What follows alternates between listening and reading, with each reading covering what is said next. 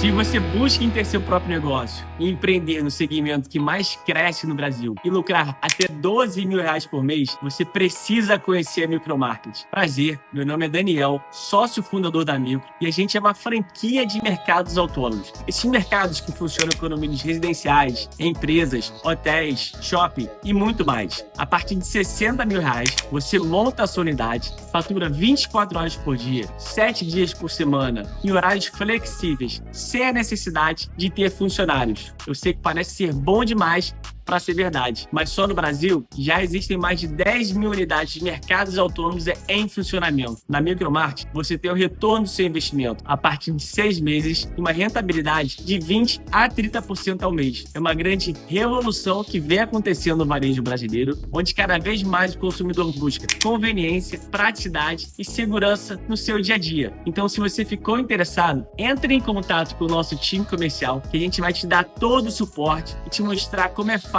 empreender com a Micromarket. Eu espero vocês. Forte abraço. Beleza, galera ligada aqui no canal Atenção Vascaínos. Esse é o Acorda Vascaíno dessa segunda-feira, começando uma semana sem jogos do Vasco, depois de 3 derrotas seguidas no Campeonato Brasileiro. Agora o Vasco só volta a jogar no dia 19, na próxima, sem ser essa agora, a outra quarta-feira, contra o Grêmio lá em Porto Alegre. Mas antes daqui nesse Acorda Vascaíno, eu peço para você que ainda não é inscrito no canal, me dá essa moral. Tem um botãozinho aqui embaixo, inscreva-se no canal, deixa o like nesse vídeo que é importante e compartilhe, copie o link e joga lá nos grupos de WhatsApp, de Telegram, de Facebook. Espalha para todo mundo, vamos trocar uma ideia, vamos bater um papo, falar um pouquinho desse momento complicado do Vasco no Campeonato Brasileiro. Lembrando que em dezembro vem aí as semifinais da Copa do Brasil. Faltam 5 jogos para o Vasco encerrar a sua participação no Campeonato Brasileiro da Série A desse ano. O Vasco tem 42 pontos, os 2 próximos jogos são fora de casa, contra o Grêmio no dia 19, depois no fim de semana contra o Bahia. Aí o Vasco volta a jogar 2 partidas no seu território, contra Internacional e depois contra o Mirassol, e fecha sua participação contra o Atlético Mineiro fora de casa.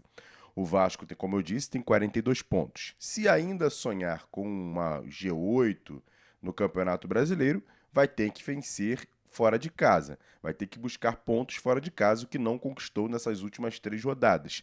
Mesmo jogando 3 partidas no Rio de Janeiro, o Vasco perdeu para o São Paulo, perdeu para o Botafogo, tudo bem que o jogo era fora, lá no Newton Santos, mas era no Rio de Janeiro, e depois foi inacreditavelmente derrotado pelo Juventude no sábado, lá em São Januário. Olha, eu quero bater um papo com vocês aqui, trocar uma ideia sobre o que está acontecendo no clube hoje. O próprio Fernando Diniz, perguntado pelo Sérgio Quindi, por que o Vasco está desse jeito, meio desestabilizado, perdendo jogos inacreditáveis, de uma maneira meio estranhas, bizarras, para não dizer outras palavras. O Vasco acabou perdendo esse jogo contra o Juventude, que é inacreditável, não tem explicação o que aconteceu em São Januário, o Vasco perder para o Juventude por 3-1. A pior defesa do campeonato, um time que já perdeu 19 partidas na competição, e o Vasco entregar assim um jogo que estava nas suas mãos. Vencia por 1-0, com a torcida fazendo a sua parte nas arquibancadas e na social, e mesmo assim o Vasco tomou uma virada vergonhosa, vexaminosa do Juventude, que tem no seu principal jogador naquela partida, Nenê com 44 anos, o veterano Marcelo Hermes na lateral esquerda, enfim, jogadores que, como diz o nosso Jean Faísca, se passassem no Barra Shopping, pouquíssimos conseguiriam tirar alguma foto com algum torcedor, porque quase ninguém conhece, mas mesmo assim veio aplicado com méritos e conseguiu a vitória por 3-1. O Vasco tem que começar a analisar esses dias que vão ficar parados aí para a data FIFA e, olha, recompor a questão da confiança, recompor a questão de cobrança internamente. Só que eu fico sempre com o pé atrás. Será que vai mesmo haver uma cobrança mais incisiva? Assim que acabou a partida, eu fui nas redes sociais e falei, olha, o Vasco precisa ter alguma coisa séria para acontecer nesses dias. Não pode passar em branco uma derrota como essa. Não pode passar em branco uma sequência como essa. O técnico Fernando Diniz tem algumas decisões, algumas atitudes que eu fico sempre com o pé atrás em relação a comportamento no dia a dia, como é que é ele com os jogadores. Alguns deles elogiam bastante, mas será que todos elogiam? Porque externamente a gente não consegue identificar isso.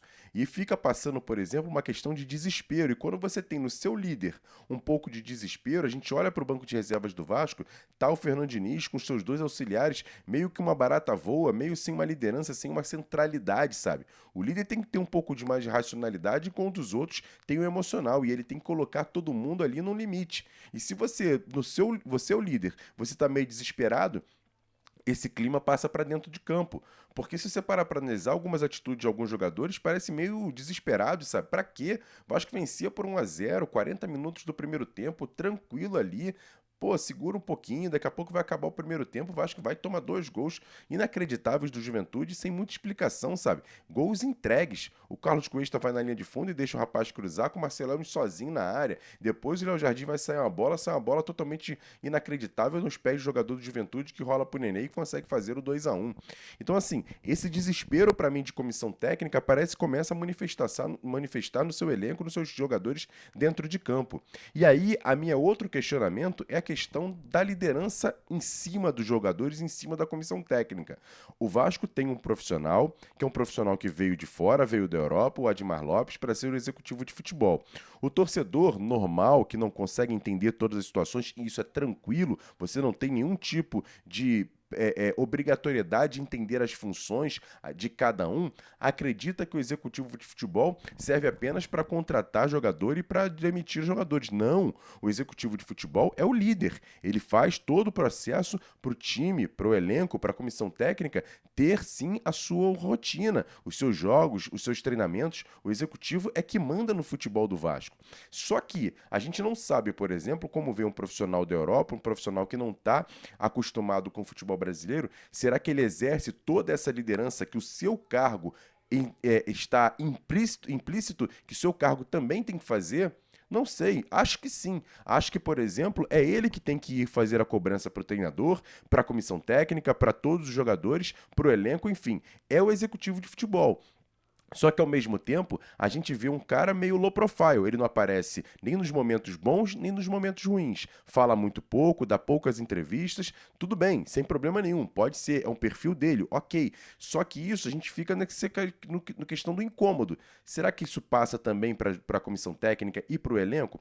Porque nas vitórias, é logicamente que a Vasco TV só mostra os bastidores da vitória, sempre aparece lá diretoria, presidente Pedrinho, alguns outros diretores, no elenco conversando. Eu acho positivo sempre exaltar as vitórias, sempre elogiar as vitórias. Só que às vezes passa um pouco do limite, sabe? Dessa coisa do abraço, dessa coisa de vamos junto, tamo lá, vamos chorar, vamos se emocionar. Como foi, por exemplo, na classificação das semifinais da Copa do Brasil, depois daquele jogo contra o Botafogo no Newton Santos, sabe? Passa um pouco da medida da liderança, da hierarquia. Quem aqui que está assistindo aqui já teve chefes, já teve pessoas, diretores acima, que normalmente, logicamente, pode sair para almoçar um momento, pode sair para jantar, mas não se mistura muito, porque na hora que tem que cobrar, é o chefe para o subordinado. E como é que a comissão técnica do Vasco vai ser cobrada, ou os jogadores serão cobrados, por uma diretoria que às vezes passa um pouco do limite, vira um pouco boleiros, naquela coisa de comemorar junto, pular junto, se abraçar.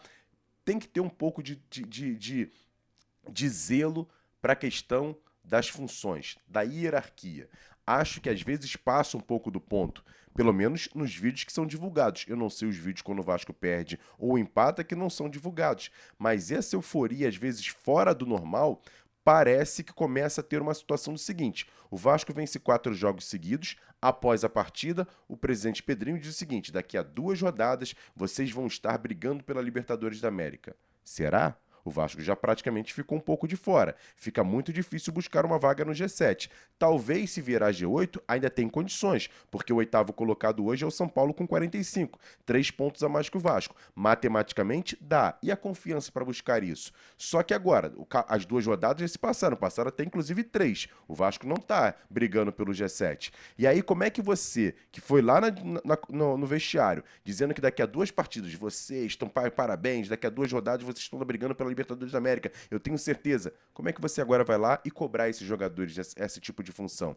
Porque não é a função do presidente fazer esse tipo de euforia, sabe? Eu entendo, mais uma vez, parabéns por algumas situações, parabéns por algumas decisões, mas às vezes passa do limite da questão da hierarquia chefe, subordinados e comandados. E aí fico no questionamento. Será que há cobrança também no mesmo nível de euforia nas vitórias, nas derrotas também tem o mesmo nível de intensidade para cobrar? Não sei. Porque a gente não consegue, a gente não tem essas imagens e essas informações são muito de bastidores. Mas tomara que tenha, porque o Vasco precisa ser cobrado, os jogadores e a comissão técnica, para que no próximo jogo contra o Grêmio fora de casa já consiga, pelo menos, a gente ver um nível de responsabilidade com o torcedor, com a instituição e que o Vasco, pelo menos, mostre mais vontade do que não mostrou, basicamente, nos últimos 2 jogos. Eu até tiro um pouco o jogo do São Paulo, porque naquele jogo o Vasco mostrou, sim, vontade de tentar vencer o jogo. Mas contra Botafogo e Juventude foi muito feio, foi muito vergonhoso, foi um vexame muito grande em relação à comissão técnica e também, basicamente, os jogadores do Vasco. Mas eu peço para você que está participando e está assistindo aqui esse Acorda Vascaíno, dar a sua opinião. O que você acha que está acontecendo? Por que o Vasco perdeu os últimos 3 jogos? Comenta aqui embaixo. A sua participação sempre é muito importante. Deixe o like nesse vídeo e compartilhe. Pergunte também aos seus amigos. Mandando esse vídeo para eles, foi o seguinte, o Emerson fez a pergunta. O que você acha? Por que o Vasco está desse jeito? Qual é o vilão? Será que são os jogadores? A comissão técnica? A diretoria? Todo mundo? É um balaio todo? Quero saber a sua opinião. Comenta aqui embaixo que a sua participação é muito importante. E já, 10 horas da manhã, tem um Bom Dia Gigante. Eu vou trazer todas as estatísticas referente a Libertadores da América, Sul-Americana e até mesmo a questão do rebaixamento, porque alguns torcedores estão começando a ficar um pouco de pé atrás. O Vasco tem apenas 42 pontos. Para os 45 falta uma vitória. E pelo menos faltam 5 jogos para o Vasco terminar a competição, que é o Campeonato Brasileiro. Grande abraço, tamo junto, valeu, fui!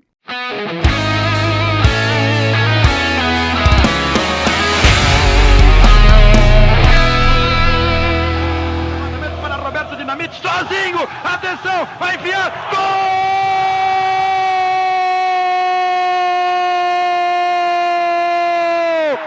Que golaço maravilhoso do moço que mora em Caxias!